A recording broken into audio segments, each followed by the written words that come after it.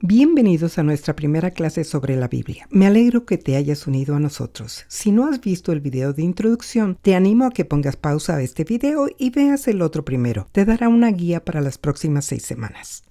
Muchas personas al acercarse por primera vez a la Biblia ven la historia así. Adán y Eva, Moisés y Noé, todo mezclado. El objetivo de este curso es desgranar las historias para que puedas entender la idea general del relato bíblico. Espero ayudarte a construir el bosquejo de la historia de Dios con su pueblo y que la puedas seguir desarrollando el resto de tu vida. Empecemos con el escenario para comprender un poco el contexto de la historia. La Biblia cuenta la historia de la nación de Israel, el pueblo escogido por Dios. El hecho de que fueran escogidos por Dios no significa que vivieran aislados del resto del mundo en una isla, sino que estuvieron rodeados y bajo el control de las superpotencias de la región la mayor parte de su historia. La zona del antiguo Cercano Oriente, donde se desarrolla la Biblia, fue controlada por diferentes naciones en la historia: los asirios, los babilonios, los persas, los griegos y finalmente los romanos en la época de Jesús. Esta es una vista panorámica del antiguo Cercano Oriente de sur a norte. El área en blanco es la tierra que se llama Canaán, la tierra prometida, o Israel, dependiendo de dónde estemos en la historia. La geografía es importante por la ubicación de Egipto. Egipto era el granero del antiguo Cercano Oriente. Tenían una fuente de agua predecible en el río Nilo, por lo que sus cosechas eran constantes. Otras naciones tenían que lidiar con lluvias impredecibles y pronto se dieron cuenta de que si controlaban Egipto, tendrían una fuente estable de alimentos para su pueblo y era más probable que se mantuvieran en el poder. Para llegar a Egipto, había que transitar por este puente de tierra entre el mar Mediterráneo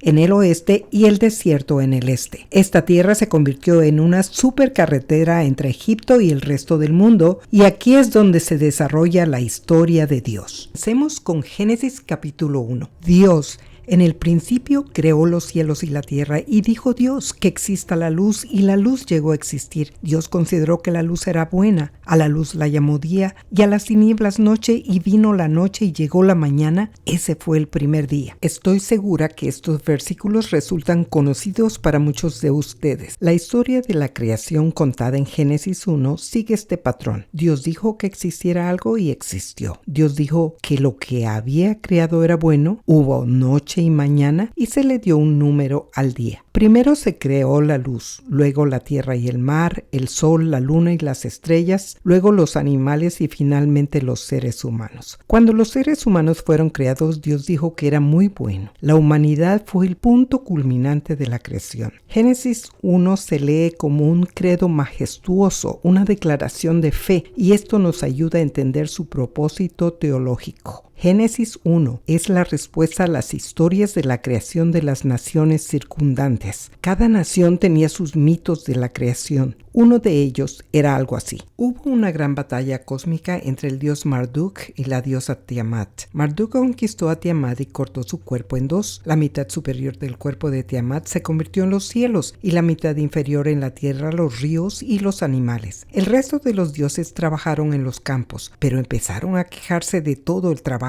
El dios Marduk ejecutó entonces al general rebelde de Tiamat y creó humanos con su sangre para que ellos hicieran el trabajo que los dioses se negaban a hacer. Compara esa historia de la creación con la que leemos en Génesis. Un único Dios creó el mundo de la nada mediante su palabra todopoderosa. Lo hizo por amor, no como resultado de una guerra cósmica entre muchos dioses y diosas. O a los seres humanos como el pináculo de la creación, no como una idea de último momento para hacer un trabajo servil. Y Dios quiere vivir en una relación continua con su creación, no abandonarla. De hecho, la historia de Génesis 1 va más allá y declara que los humanos fueron creados a imagen y semejanza de Dios. Esto significa que estamos dotados de conciencia y libre albedrío, que somos capaces de conocer, amar y mantener una relación con Dios. Ese es su plan original para la creación. Recuerda el símbolo de Dios mostrado en el video de introducción.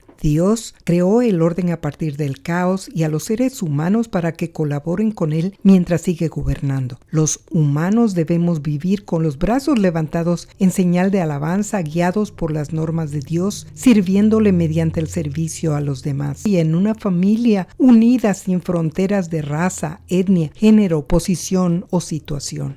Génesis 1 es entonces una declaración de fe, que Dios actuó solo a base de su bondad, amor y sabiduría. ¿Pero qué pasó con la buena creación de Dios? Génesis 2 a 11 responde a las preguntas de dónde vino el mal y qué hizo Dios al respecto. Es importante considerar Génesis 2 a 11 como un todo. Génesis 2 suele llamarse el segundo relato de la creación. En esta historia, Dios ensucia las manos, forma a Adán de la tierra, le sopla vida, planta un hermoso jardín y forma a Eva a partir de la costilla de Adán, cuando Dios declara que no es bueno que el ser humano viva solo.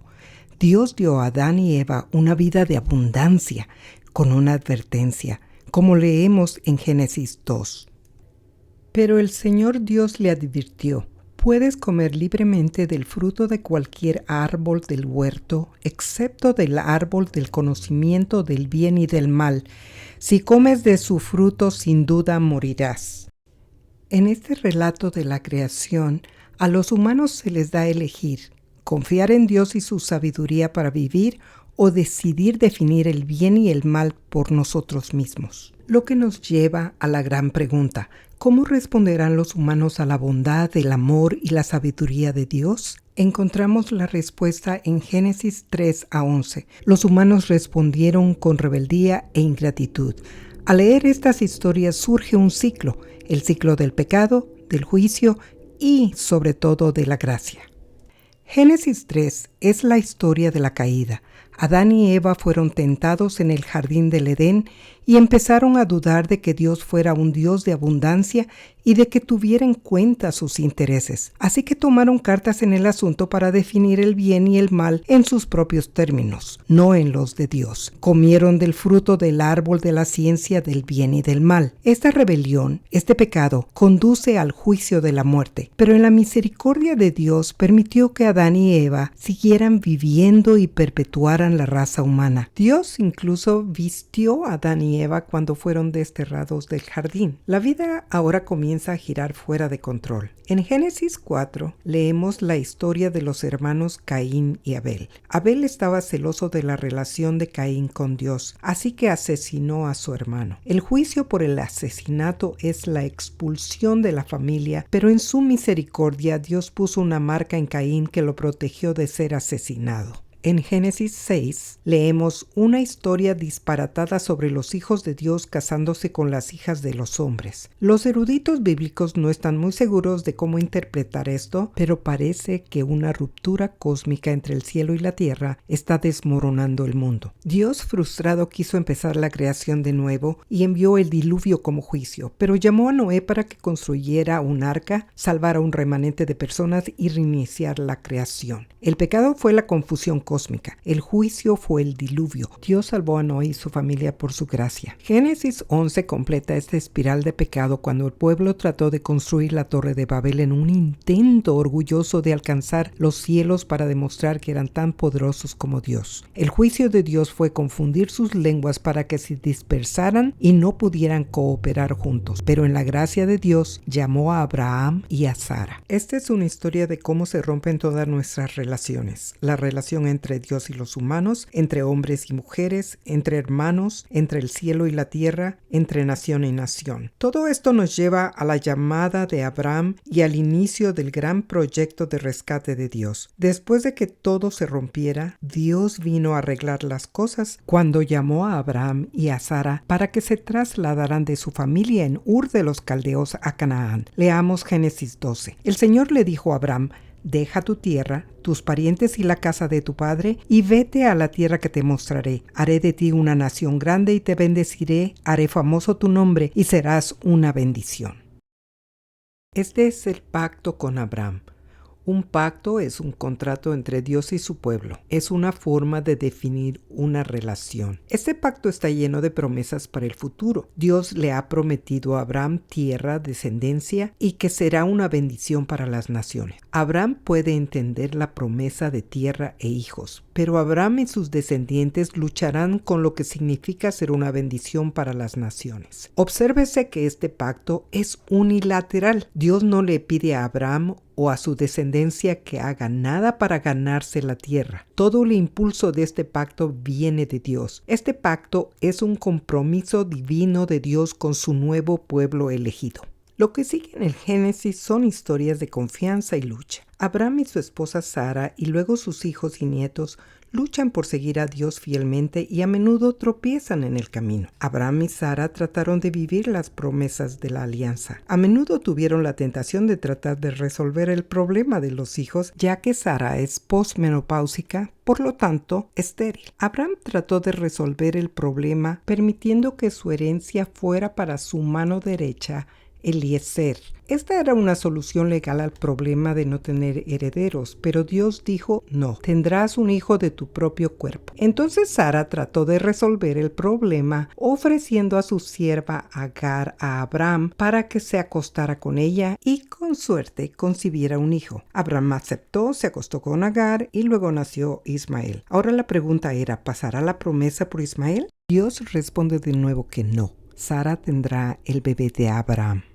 25 años después de que Dios llamara a Abraham y a Sara, esta quedó embarazada del hijo de Abraham y nació su hijo Isaac. Los padres estaban extasiados. Dios cumplió su promesa. Pero entonces parecía que Dios iba a estropearlo todo. Dios le dijo a Abraham que sacrificara a Isaac.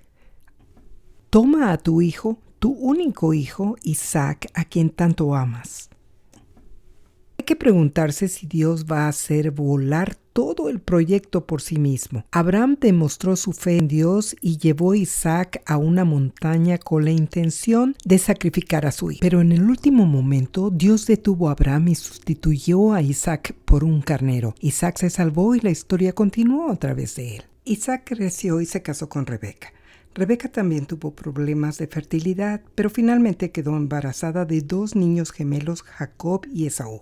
Esaú era el primogénito, por lo que tenía privilegios adicionales. Uno de los privilegios era una mayor participación en la herencia llamada la primogenitura. Pero hubo un día en el que el impetuoso Esaú llegó del campo y estaba tan hambriento que vendió su derecho de primogenitura a Jacob por un plato de guiso. Ahora la herencia adicional pasa a Jacob, el segundo hijo. Cuando Isaac envejeció, se dispuso a dar su bendición especial a su primogénito e hijo favorito Esaú. Le dijo a Esaú que preparara una comida especial y éste se apresuró a cumplirla.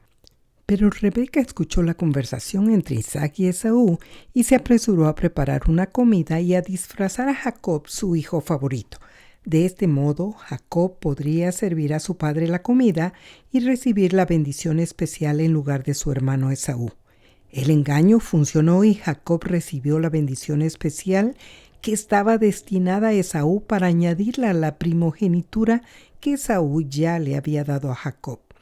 Esaú primero se siente devastado y luego furioso. Rebeca se dio cuenta de que Esaú quería vengarse de Jacob y éste tuvo que huir para salvar la vida. Mientras Jacob huía, se encontró con Dios en un sueño. Jacob vio a ángeles subiendo y bajando por una escalera que se extendía desde la tierra hasta el cielo. Jacob escuchó a Dios prometer que el pacto con Abraham, las promesas de tierra, descendencia y ser una bendición para las naciones vendrían a través de él. Jacob huyó a casa de su tío Labán, donde conoció y se enamoró de Raquel, la hija de Labán. Jacob aceptó trabajar durante 7 años para conseguir la mano de Raquel. Pero en la noche de bodas, Labán cambió a Raquel por su hermana mayor Lea. En plena oscuridad es difícil saber quién es quién.